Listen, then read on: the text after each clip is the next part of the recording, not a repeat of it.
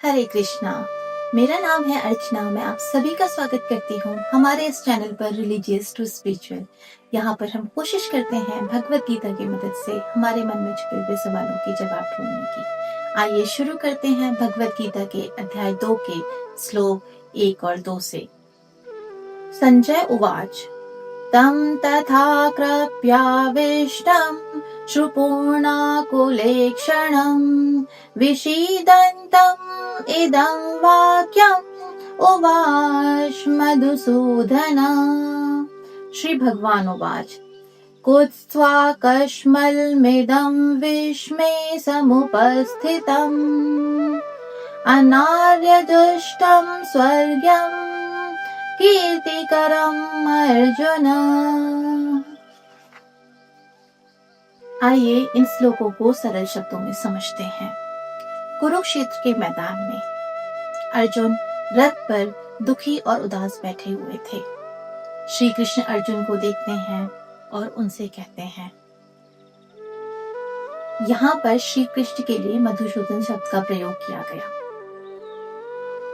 अर्जुन जो इस वक्त करुणा और मोह से घिरे हुए हैं, वो चाहते हैं कि जिस तरह भगवान ने मधुसूदन का वध करके पूरे दुनिया में रोशनी फैलाई, उसी तरीके से वो उनके मन के इस भ्रम को भी दूर करें और उन्हें रास्ता दिखाएं। आगे संजय श्री कृष्ण के लिए भगवान शब्द का प्रयोग करते हैं। ब्रह्म संहिता में ब्रह्मा जी ने स्वयं श्री कृष्ण को भगवान कहा है। पराशर मुनि ने भी संस्कृत शब्द भगवान के अर्थ के लिए कहा है। वो व्यक्ति जो धन, वैभव, शक्ति, नॉलेज, फेम और त्याग, इन सभी गुणों से परिपूर्ण हो, उसे भगवान कहा जाता है। यहाँ पर श्री कृष्ण अर्जुन से कहते हैं, तुम्हारे अंदर ये इम्प्योरिटीज कहाँ से आ गई हैं? एक क्षत्रिय और आर्य होके इस तरह की बातें तुम्हें शोभा नहीं देती। चलो उठो, युद्ध के लिए तैयार हो जाओ। यहाँ पर श्री कृष्ण अर्जुन को पार्थ कहकर संबोधित करते हैं। पार्थ का अर्थ होता है पृथा का पुत्र। श्री कृष्ण अर्जुन को परम सत्य समझाने के 3 तरीके बताते हैं। पहला, ब्राह्मण, वह ऊर्जा जो सर्वव्यापी है। दूसरा, परब्रह्म, भगवान का वो रूप जो सभी व्यक्तियों और मनुष्यों के भीतर है। और तीसरा, भगवान स्वयं। बिल्कुल वैसे ही जैसे कई लोग सूर्य को 3 तरीके से समझते हैं। पहली, सूर्य की रोशनी, दूसरी, सूर्य की सतह और तीसरी, सूर्य स्वयं।